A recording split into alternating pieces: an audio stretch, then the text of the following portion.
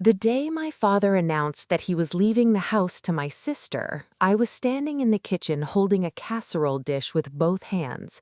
I remember that detail clearly, the weight of it, the heat through the dish towel, the way steam fogged the window above the sink. I remember thinking I should set it down before I dropped it, and I remember thinking that even now, even in this moment, the practical part of my brain was functioning, keeping me upright, keeping me useful. That was my whole life in 1 second. Practical, upright, useful, invisible. His name was Gerald Monroe, my father, and in 32 years I do not think he ever once looked at me the way he looked at my sister Corinne. Not once. I know that sounds like the beginning of a bitter woman's story, and maybe it is, but it is also the truth, and the truth, I've learned, has a way of demanding to be told eventually, whether you're ready or not. Let me start at the beginning. I grew up in Claremont, Ohio. It's the kind of town where everyone knows your last name and your grandfather's last name, and they mention both in the same breath. My grandfather, Walter Monroe, had built a modest but respected insurance business starting in 1961. By the time my father took it over in the mid-80s, it was the kind of company that wasn't flashy but never went under, stable, quiet, built on handshakes and kept promises. My grandmother, Edith Monroe, was a woman I can only describe as still water. You would not look at her across a dinner table and think, there is someone changing the course of things. She wore the same cardigan for 15 years. She made coffee in a percolator long after everyone else had moved to drip machines. She listened more than she spoke, and when she did speak, she chose her words the way a surgeon chooses a scalpel. I adored her. And I know now, she adored me. But I'm getting ahead of myself. I am Margot Monroe. I am the younger daughter by 4 years. I am the one who graduated valedictorian and heard my father never mention it at Thanksgiving. I am the one who got a full academic scholarship to Ohio State and had my mother say when I told her, "Well, Corinne is applying to Fordham, so we need to focus on that right now." I am the one who worked through college, moved to Columbus, built a career in accounting, married a kind man named David, and had 2 daughters who, thank God, know exactly what it feels like to be chosen. I am also the one who for 32 years kept showing up to Christmas, kept bringing the casserole, kept sending birthday cards, kept believing that if I was just patient enough, good enough, quiet enough, they would see me. They didn't, but someone else did. Corinne is not a villain. I want to be careful about that. She is not evil. She is not cruel in the way that requires intention. She is simply someone who was handed everything so many times that she stopped noticing she was receiving it. You can't blame a person for not feeling the weight of something they've never had to carry. She is 4 years older than me, and she has her father's eyes, the blue-gray kind that people describe as piercing, though in my experience they mostly just look right through you. She was the kind of girl who got class president not because she worked for it, but because people assumed she deserved it. When she dropped out of Fordham for a year and a half, my parents redesigned the house to give her the guest suite. When her first marriage failed, they gave her the down payment for her condo. When she started a photography business that never quite found its footing, my father quietly routed some of the Monroe Insurance Company's marketing budget toward her. None of this was announced. None of it was argued about. It just happened, the way weather happens. You don't negotiate with weather. You just put on a coat, or you don't. I put on a lot of coats. The night of the casserole, the night my father made his announcement, it was November. My parents had called us both home for what they described as a family conversation about the future. That phrase alone should have warned me. In the Monroe household, a conversation about the future always meant a decision that had already been made. We sat in the living room. My mother, Patricia, arranged on the love seat with her ankles crossed the way she always sat, like she was waiting to be photographed. Corinne on the armchair, already looking comfortable, already looking like she belonged in the center of the frame. David beside me on the couch, me having just come from the kitchen. My father stood near the fireplace. He had a glass of bourbon and the expression he wore when he was reading a contract, focused, closed, preemptive. He said, "Your mother and I have been speaking with our attorney. We've updated the estate plan. When the time comes, the house will go to Corinne. The business, majority shares, will also transfer to Corinne as she'll be positioned to manage continuity." Continuity. That was the word he used. I sat there with the casserole dish still warm in my hands, and I thought about continuity. Corinne, who had never once sat in on a client meeting, Corinne, who once asked me what a balance sheet was at age 38, Corinne, who had borrowed money from our parents in amounts they never tallied because tallying would have made the weight of it visible. Continuity. My father looked at me then, actually looked at me, and said, "We're not leaving you with nothing, Margot. There's a trust. It'll be enough." Enough, he said it the way you say enough when you've been generous and you want acknowledgement for it. David's hand found my knee under the casserole dish. I felt the pressure of it, and I held on to that, like you hold on to a railing in the dark. I said, "Okay." That was all. Okay. And I meant it the way a person means something when the alternative is screaming. I did not fight it, I want to be clear about that. I am not the kind of person who lawyers up over hurt feelings. I drove home to Columbus that night with David, and I sat in the passenger seat watching the highway lights slide past, and I thought about the casserole I'd left on their counter. I thought about the 4-hour drive I'd made to be there. I thought about the birthday I'd spent alone at 24 because Corinne had a work thing in New York and my parents flew to see her instead. I thought about my grandmother Edith. She had died 2 years ago, quietly, in the night, the way she did most things. A small funeral, a few old friends. The pastor read from Psalms.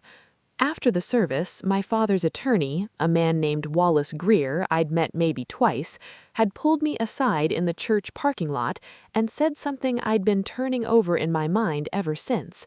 He said, "Your grandmother asked me to be in touch with you in time," and then he handed me his card and walked away, and when I looked back he was already at his car, and I thought maybe I'd misunderstood him. Maybe he meant something administrative, a piece of mail to forward, some minor thing. I put the card in my wallet, I kept it there. That was 2 years ago.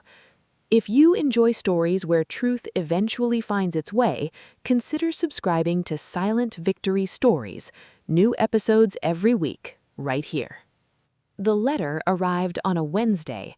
It came not in the mail, but with a man, Wallace Greer, the attorney, appearing at my front door in Columbus at 9 in the morning in a charcoal suit that was slightly too warm for September. He was in his 70s, I'd guess, silver hair, a briefcase that looked like it had been resold twice. He had the manner of a man who had delivered difficult information so many times that he learned to carry it without expression. He said, "Mrs. Calloway, I'm sorry it took so long. Your grandmother was very specific about timing." I stood in my doorway in my robe coat and said, "What timing?" "She asked that I wait after your parents' estate decisions had been made known to you." He held the briefcase. "She wanted you to know the full picture before you knew the rest." I let him in. He sat at my kitchen table with a formality that felt out of place among the breakfast dishes and the school drawings pinned to the refrigerator. He opened the briefcase. He withdrew a sealed envelope, a manila folder, and a document bound with a blue legal cover. "Your grandmother," he said, "maintained a separate estate, entirely separate from your grandfather's business and your parents' inheritance. This was intentional. It was also, to your grandmother's precise wording, private." I looked at the sealed envelope. My name was written on the front in Edith's handwriting. I'd know that handwriting anywhere. The careful loops, the letters that leaned slightly left, like they were bracing against something. She left assets in trust for you, Wallace Greer continued. Not for your parents, not for your sister, for you specifically, by name, with a provision that it could not be contested, redirected, or absorbed by any other Monroe estate matter. I think I said something, I don't remember what. He opened the folder and showed me numbers, and I am an accountant, I understand numbers, and still the numbers on that page did not immediately make sense to me, not because they were complicated, but because they were large. Not obscenely large, but large. How? I finally said. He nodded as if he had expected that to be my first word. Your grandmother, he said, maintained a very private investor. Here is what I did not know about Edith Monroe. I did not know that she had inherited a small sum from her own mother in 1978, not a fortune, but a beginning. I did not know that she had spent the next 40 years quietly, methodically, carefully growing it. Certificates of deposit, municipal bonds, a few index funds she'd read about in a library copy of Money magazine. Nothing dramatic, nothing that required a financial advisor or a headline, just the same patience and attention she brought to everything else in her life. I did not know that she had watched her son, my father, for decades. Watched the way he treated his daughters, watched which one he drove to doctor's appointments and which one he forgot to call on her college graduation day. Watched and said nothing, because confronting Gerald Monroe was like arguing with the weather. You didn't change it, you prepared for it. I did not know that 20 years ago, she had walked into Wallace Greer's office and told him she wanted to set up a trust for her younger granddaughter, that she wanted it structured so that no family pressure, no family emergency, no family guilt could reach it, that she wanted it to grow quietly and be delivered to me only when I was old enough and steady enough to understand what it meant. She was, in her way, the most strategic person in the room, in every room. She just never let anyone see it. I opened the letter after Wallace Greer left. I sat at my kitchen table with my coffee, and I opened it slowly, the way you open something you already know is going to change you. Dear Margot, if you are reading this, then you know by now what your father has decided. I am sorry for that. Not surprised, but sorry. I have watched you your whole life. I have watched you work for things that should have been given freely. I have watched you show up and keep showing up and never once ask for anything in return. That kind of love, the love that keeps coming even when it isn't answered, is not weakness. It is the rarest, most exhausting form of strength. I couldn't fix your father. Some people cannot be fixed. But I could make sure that when the time came, you had a foundation that was yours alone, that no one could redistribute, that no one could redirect. The money is real. Use it as you see fit. Retire early. Pay for your girls' school. Take that trip you keep saying you'll take someday. Buy the house with the porch you mentioned once to me years ago. I remembered. But more than any of that, I want you to understand something. I saw you. I always saw you, and I am so proud of who you became without anyone making it easy. All my love, always, Grandma Edith. I cried for about 20 minutes. I'm not going to pretend otherwise. Then I called David at work and read him the letter over the phone, and he cried too, which is one of the reasons I married him. Then I sat back down and I thought very clearly and very carefully about what I was going to do. I did not call my parents that day. I did not call my sister. I went to work because I had a quarterly review and 3 clients and the kind of professional discipline that had kept me employed and respected for 15 years. I sat at my desk and I did my job, and I thought, somewhere in the back of my mind, about how strange it is that the world keeps turning when your entire understanding of your own history has just been rearranged. That evening, I sat with David and my daughters, Lily, who was 12, and May, who was 9, and we had dinner, and I helped May with her math homework, and I read to Lily from the book she was obsessed with that month, and I thought, this is the life that is mine. This table, these girls. This man who held my knee in my parents' living room without saying a word, because he knew that sometimes the right thing is just to hold on. I was not going to blow this up, but I was also not going to pretend. It took 3 weeks for my mother to call me, not about the estate, about Thanksgiving. She wanted to know if I was bringing the sweet potatoes or the green bean casserole, because Corinne's friend Denise was now also coming, and they needed to coordinate. My mother has a gift for treating the trivial as urgent and the important as unspoken. I said I'd bring both. Then I said, "Mom, did you know about Grandma Edith's trust?" There was a pause that lasted just long enough to tell me everything. "That's not something we need to discuss on the phone, Margot." "Did you know?" Another pause, then, "Your grandmother made certain decisions independently. That was her right." "Did Dad know?" Margot, "Did he?" My mother exhaled. She has a specific exhale she uses when she is deciding to be honest instead of diplomatic. It sounds like someone releasing a balloon. "He found out after she passed. Wallace Greer informed him that there was a separate estate matter he wasn't party to." "How did he take it?" She was quiet for a moment. Then, "He was very upset." I thought about that. My father upset because his mother had chosen to love me in a way he couldn't control. I said, "I'll bring the sweet potatoes," and I hung up. I spent the next 2 weeks thinking about what I'd heard, turning it over the way you turn a stone to see what's underneath. My father knew. He'd known that Edith had set something aside for me, and he'd known it was outside his reach, and somewhere in the architecture of his decision, the one he'd announced from the fireplace with a glass of bourbon, I now wondered how much of the phrasing had been shaped by that knowledge. There's a trust. It'll be enough. He'd known about the trust, he'd known it was mine, and he'd still framed his decision as a gift. "We're not leaving you with nothing," because he'd known I already had something. He just hadn't told me. I'm going to tell you something I'm not proud of.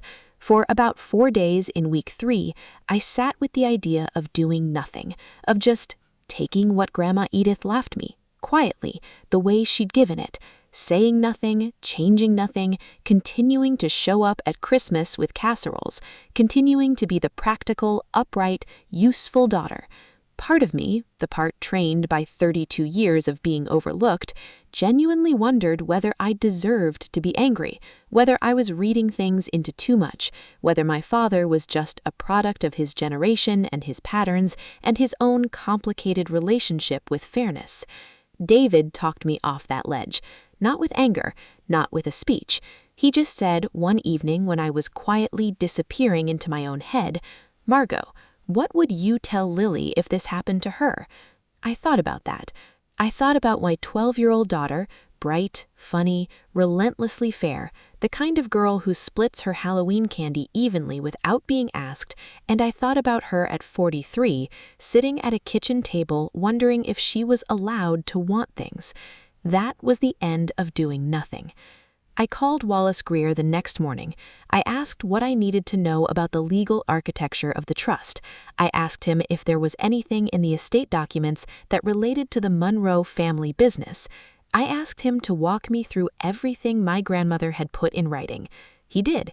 And what he told me in that second meeting, sitting across the kitchen table with the same briefcase, the same charcoal suit, the same measured patience, was something I had not anticipated.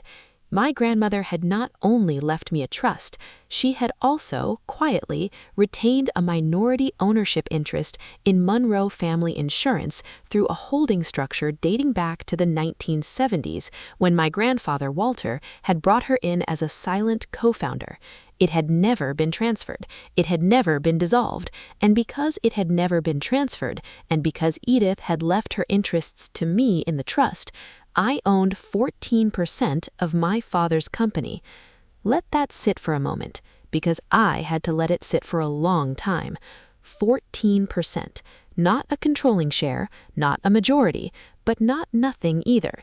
In a company of that size, in a closely held family business with the specific provisions in its founding documents, which Wallace Greer had now shown me in full, 14% meant I had rights. Rights to information, rights to financial records, rights to be consulted on certain decisions, rights that had never been mentioned to me, rights that my father had known since Edith's death and had simply not told me. I looked at Wallace Greer. He looked back at me with the expression of a man who has been waiting for someone to ask the right questions. "How long have you known?" I asked. "I've known since I drafted your grandmother's estate. I've been waiting until you were ready to hear it. And your father?" "He retained his own attorney after your grandmother passed. His attorney would have advised him of the ownership structure." "So he's known for 2 years?" "Yes. And I stood in his living room and told me I was getting a trust that would be enough, knowing I already had this." Wallace Greer said nothing. He didn't have to. I want to pause here because I know what this sounds like. It sounds like a story about money. It sounds like an inheritance dispute, the kind that tears families apart over things that were never really about love in the first place. But here's what it was really about. It was about my father standing in that living room with full knowledge that I had a legal claim to his company, that his mother had seen to it, and choosing to say nothing, choosing to frame it as generosity. "We're not leaving you with nothing." He knew what I had. He knew what Edith had done. And rather than acknowledge it, rather than call me or sit me down or say even once, "Your grandmother loved you deeply and here is the proof," he let me stand there with a casserole dish and feel like a guest at my own inheritance. That is not a mistake. That is a choice. And I was done letting that choice go unnamed. I need you to understand what that realization cost me. Not the legal understanding. That was clean, actually. Numbers are numbers. Ownership structures are ownership structures. Andrea Schultz had walked me through it with the calm efficiency of someone who has reorganized the emotional chaos of many families into neat columns of rights and obligations. That part I could manage. What cost me was the grief, because sitting with the truth of what my father had done required me to also sit with the 32 years that preceded it, the full ledger of it. And when you open a ledger that long and you start to actually read it, not skim it the way you do when survival requires you not to look too carefully, it is a heavy thing, item by item, year by year.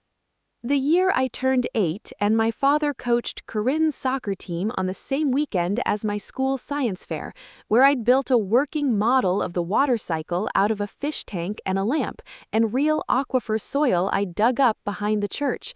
My teacher, Mrs. Dalton, called it exceptional. My father never saw it. He did take a photograph of Corinne scoring a goal that same Saturday afternoon. It's still on the wall in their hallway. The year I graduated top of my class, and my mother ordered a cake. Not a party, a cake.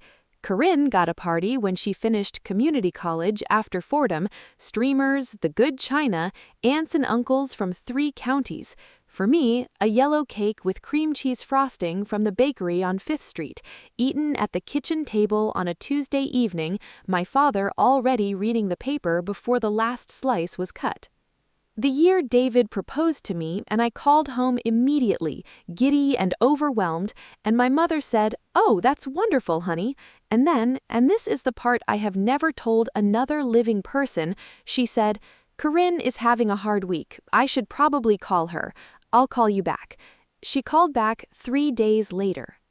The year I had Lily, the phone rang from my parents 22 hours after delivery, which felt late enough that I'd had time to notice the lateness before the phone rang. We were going to come and then the weather got funny, my father said. Corinne had been there the afternoon I came home from the hospital. She stayed 3 hours, held Lily, cried a little, which I hadn't expected. Even then, in that kindness, there was something isolating about it. My sister's tears feeling more present than my parents' absence. I thought about all of these things. In the 2 weeks after Wallace Greer left my kitchen table, I let myself think about them fully for the first time. not to torture myself, not to build a case for anger, but because a person who has been carrying something heavy for a long time sometimes needs to set it down, lay it out in the light, look at it, name it, before she can decide what to do next. This is what I named. I had been asking a question my father wasn't capable of answering. The question I'd been asking my whole life in every act of showing up and bringing food and saying okay was, "Do you see me?" And the answer, for reasons that had everything to do with who my father was and nothing to do with who I was, had always been no. Not unkindly, not with malice, just no. Edith had seen that. Edith had answered differently. And sitting with that, sitting with the fact that someone had seen me so clearly they'd spent 40 years quietly building me a place to stand, is what finally allowed me to grieve the other thing, to grieve the father who hadn't, to let myself be sad about it rather than always trying to earn my way past the sadness. That was the work of those 2 weeks, not legal strategy, not plans, grief. And then I was done grieving, and I called Andrea Schultz. What I'm about to tell you, I want you to hear the middle of this story because you've come this far, and I think you deserve to know something. I did not set out to punish my father. I did not set out to blow up my sister's life. I made not a single decision out of spite, but I made them, and I want you to understand them clearly. I hired an attorney. A good one, not Wallace Greer, who had a complex relationship with the Monroe family already, but a woman named Andrea Schultz, out of Columbus, who specialized in closely held business disputes and who listened to the whole story without expression before saying quietly, "This is actually fairly clean legally. Legally, you're on solid ground." Then I called my sister. Have you ever been overlooked by someone who should have seen you? Drop a comment. We read every single one. Corinne picked up on the second ring. She has always been a person who answers her phone, which I give her. In a family trained in avoidance, that's something. I said, "Corinne, I need to talk to you about Grandma Edith's estate, not with Mom and Dad on the call, just you." There was a pause. Then, "Okay." We met for coffee in her part of Columbus. She'd moved there 2 years earlier when her photography business stalled and she needed to be near an actual client base. She was already there when I arrived. She looked tired. She'd dyed her hair recently and it was a shade too bright for her face, the way things look when you're trying hard at something. I sat down. I put my hands around my coffee cup and I told her everything. I told her about Wallace Greer at my kitchen table, about the trust, about the letter, about the 14%. I watched her face as I talked, and I saw something I hadn't expected. I saw her get smaller. Not defensive, not angry, just smaller, like someone letting air out very slowly. When she finished, she was quiet for a long time. Then she said, "I didn't know." About the trust or the ownership stake? Either. She shook her head. "Mom and Dad told me the estate was settled, that there was a small trust for you. They made it sound like—" She stopped. "Made it sound like what?" She looked at her coffee. "Like you'd been taken care of. Like the business and the house were the only real assets, and that was going to me because I was the one who'd be managing things." She paused. "They made it sound like a responsibility, not a gift." I thought about that. The way stories get shaped by the people telling them. Did you want it? The business? The house? Did you actually want those things? She looked at me, and for the first time in maybe 30 years, my sister looked like a person instead of a role. "I don't know how to run a business, Margot. I never have. I photograph weddings and birthday parties, and I'm good at them now, finally, but I never—" She stopped. "They just kept telling me it was mine. It was always just going to be mine. Nobody ever asked." We sat with that for a while. Then she said, "What are you going to do?" I had thought very carefully about this. Andrea Schultz had walked me through my options. I could exercise my ownership rights aggressively, demand financial records, request board-level consultation, potentially create enough legal friction to force a buyout of my stake at fair market value. I could do something else. I said, "I'm going to write my father a letter." Corinne blinked. "That's it?" "No, the letter will be accompanied by a document from my attorney formally notifying him of my ownership stake and requesting a meeting to discuss how we move forward. But I'm going to write him a letter first, because I think he needs to hear what this has cost me before he hears what his options are." She was quiet. Then she said, "Can I—" She stopped. Started again. "Can I sign it too?" I hadn't expected that. I don't think I'll ever be able to fully explain what it meant to me in that moment. My sister, the one who had everything handed to her, who spent 32 years living in a frame our parents built around her, without ever questioning whether she'd chosen it, offering to stand beside me. She said, "I've been thinking for a long time about the way things have been. I don't think—" She pressed her fingers to her mouth for a second. "I don't think it was good for me either. Being the one they chose, it's not what you'd think it is. You don't learn anything. You don't get to figure out who you are when everything's just given to you. You just become whoever they decided you were supposed to be." She reached across the table and picked up her coffee. "Dad should hear this from both of us," she said. The letter took me 4 days to write. Not because I didn't know what to say. I knew exactly what I wanted to say, but because I wanted to say it without bitterness. That was the harder thing.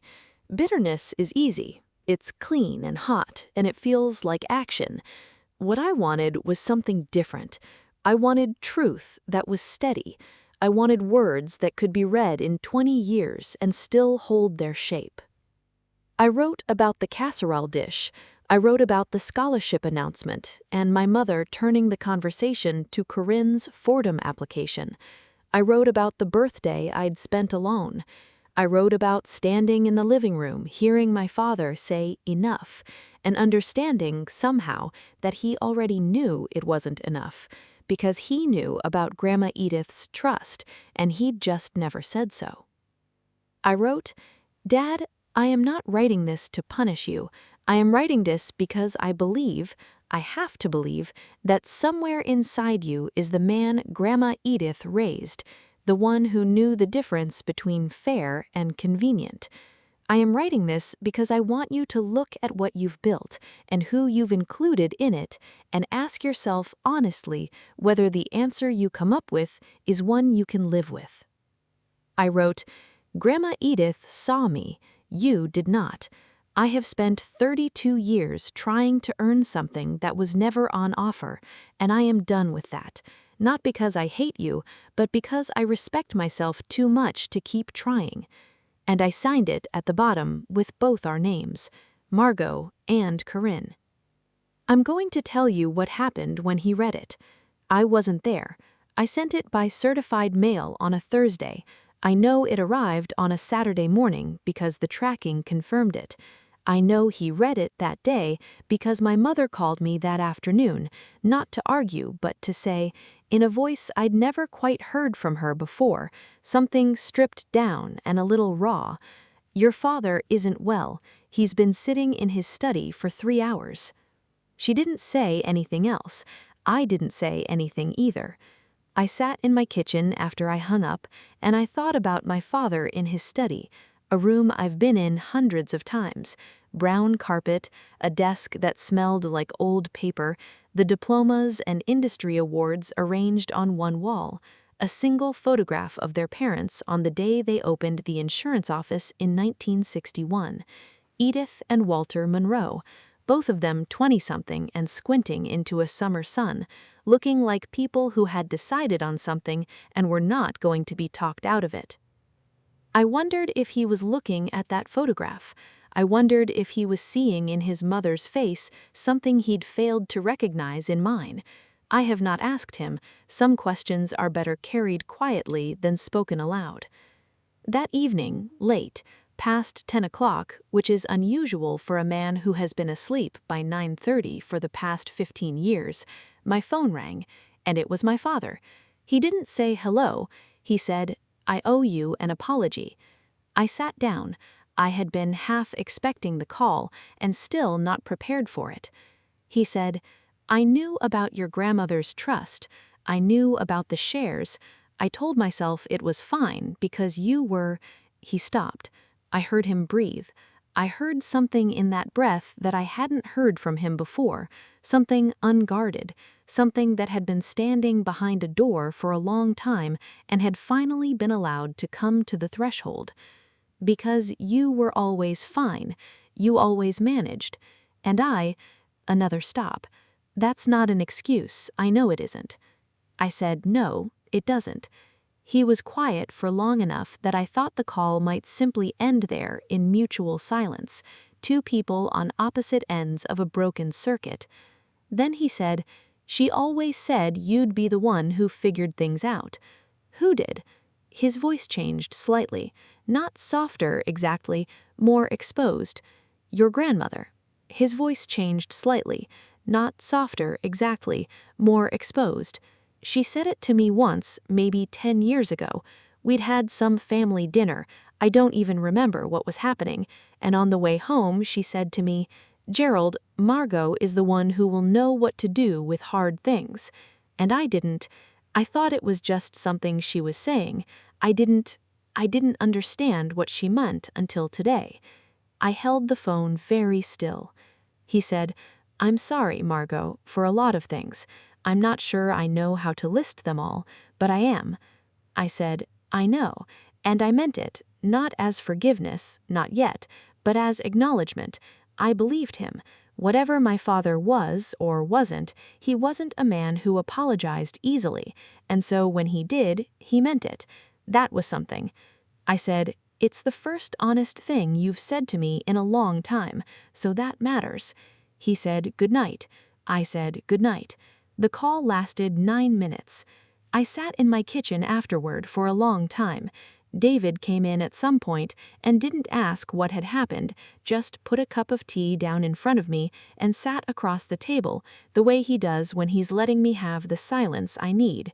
We sat there together for maybe 20 minutes, not talking, just present. Eventually, I said, "He called." David said, "I know, I heard." I said, "It's not fixed." He said, "No." I said, "But it's something." He said, "Yeah, it's something." I want to be careful not to wrap this up too neatly. 32 years of a pattern doesn't dissolve in a phone call. It doesn't dissolve in a letter or a legal document or a cup of coffee with your sister. The healing, when it comes slowly, the way everything that's real comes, not all at once, but in increments, in small moments that accumulate over months and then years, until one day you realize the weight has shifted, not disappeared, but redistributed, something you carry differently now, something that no longer bends you the same way. What happened next was not a sudden transformation. My father did not become a different man overnight. People rarely do, and the ones who claim they have usually mean they've reorganized the same patterns into a more tolerable configuration. What my father became over the months that followed was more honest. With me, yes, but I think also, and this is something I observed quietly without remarking on it, with himself. At 71, perhaps the best you can ask of a man is that he stops pretending. Andrea Schultz and my father's attorney met 3 weeks after the letter.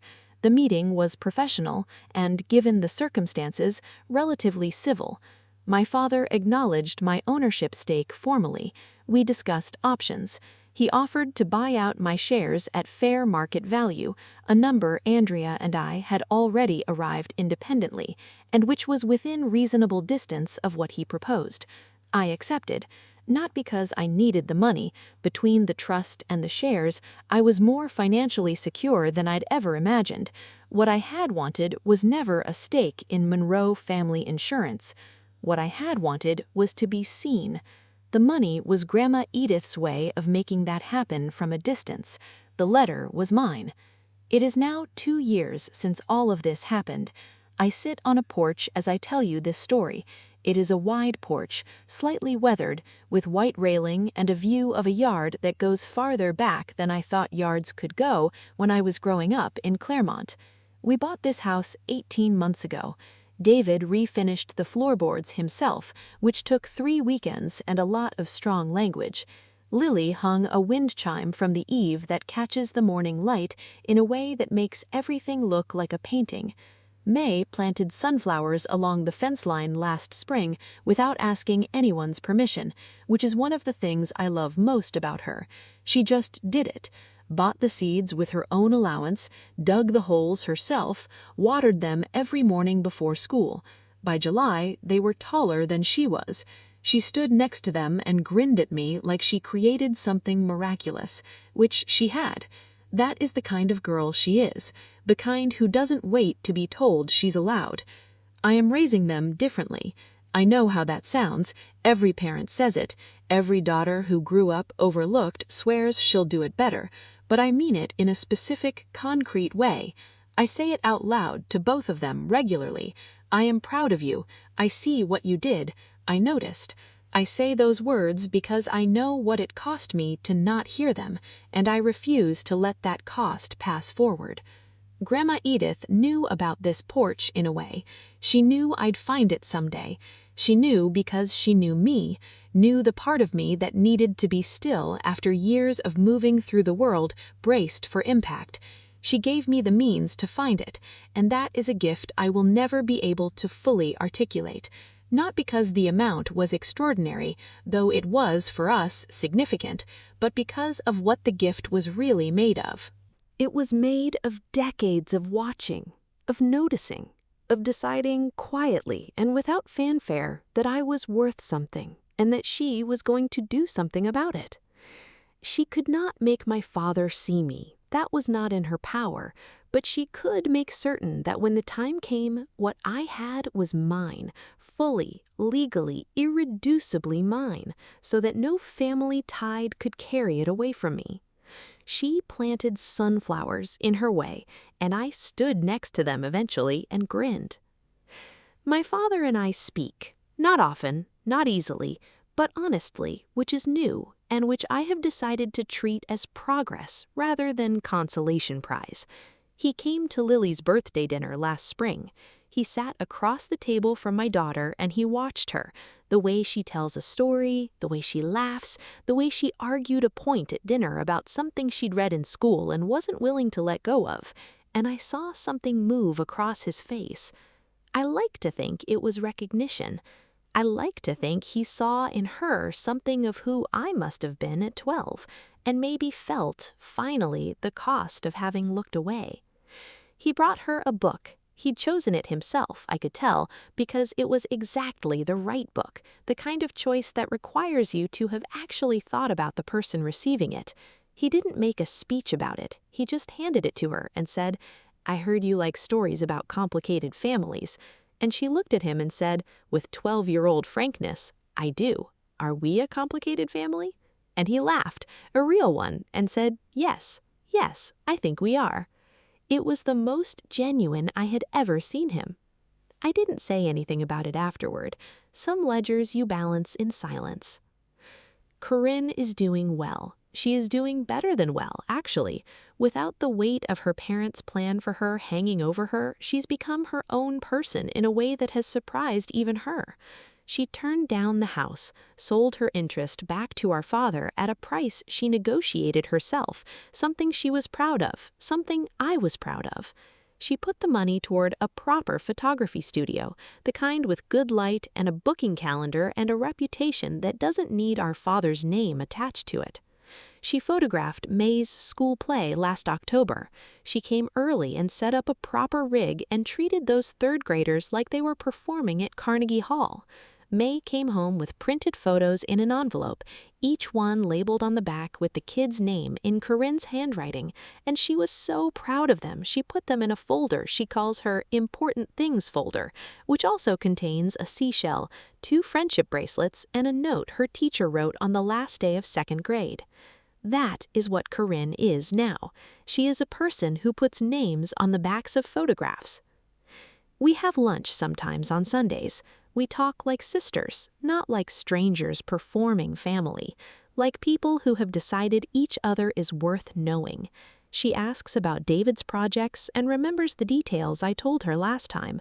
I ask about her clients and she talks about them with the enthusiasm of someone who has finally found the work that fits the shape of them. It took 50-some-odd years and a sealed envelope and a very patient attorney, but here we are. My mother remains a complicated conversation. She is a woman shaped by the same pressures she applied to us, the belief that preference must be hidden, that love is a scarcity that has to be allocated rather than given freely. I don't think she is a bad person. I think she is someone who never questioned the architecture of the house she built, and who is only now, at the end of things, beginning to see what the walls were made of. She called me last Christmas, not to coordinate food, just to talk. It lasted 40 minutes, which is 40 minutes longer than any purely personal conversation we'd had in recent memory. She asked about May's school project, she asked about the porch. She told me near the end that my grandmother had always said I was the thoughtful one, that she'd said it so often that it had become in their house a kind of private refrain. The thoughtful one. I sat with that on my end of the line, on my porch, watching the yard go long in the winter light. I said, I didn't know that. My mother said, she said it every time your name came up. I didn't cry. I was past the point of crying about it, I think, but I felt something, the particular sensation of a thing long missing being returned to its place, not dramatically, not with any fanfare, just set down, gently, where it had always belonged. I wish she'd told me herself, I said. My mother was quiet for a moment. Then, I think she thought you knew. Maybe Edith assumed I could feel it across the distance she kept. Maybe she trusted that the love was legible even when it was silent. Or maybe she was, in that one way, wrong. Maybe I hadn't known, not in the way I know now. Maybe I'd needed the letter. Maybe the letter was the translation. Either way, I know now. There are things I know now that I didn't know at 43, standing in my parents' living room with a casserole dish. I know that being overlooked is not the same as being unworthy. I know that the people who see you truly, steadily, across decades don't always announce it. Sometimes they just act on it quietly in the background, building something you won't find until you need it most. I know that justice doesn't always arrive loudly. Sometimes it arrives in a sealed envelope from a man in a charcoal suit, 24 months after the person who loved you most has already left the room. I know that the hardest letter I ever wrote was the most important thing I've ever done, not because of what it changed legally, but because of what it said. I see myself, even if you don't. I know that the word enough, the word my father used that November night, standing by the fireplace, is a word I will spend the rest of my life refusing to apply to myself, not out of greed, not out of arrogance, but because Edith Monroe looked at me my whole life and thought more than enough, and I intend to live like she was right, because she was. And I know this in my bones, that Edith Monroe sat in some lawyer's office 40 years ago and thought about a granddaughter she could see clearly, and decided that what that granddaughter needed was not a handout or a head start, but a foundation, a quiet, steady, patient foundation that would be there when the moment called for it. She gave me that. She gave me ground to stand on, and I built the rest myself. If you've been sitting with this story today, if any part of it felt like something you've lived or something you've been carrying, I want you to know you are not alone in this. The quiet ones, the overlooked ones, the ones who kept showing up even when no one was keeping score. Someone has always been keeping score, and it counts. Every single bit of it counts. Thank you for spending this time with me. If this story found its way to something real in you, I hope you'll stay with Silent Victory Stories. There are more of them, more women who kept going, who built their foundations in the dark, who found out eventually that they were never as alone as they thought. Subscribe, and I'll be here next time. All my love, Margot.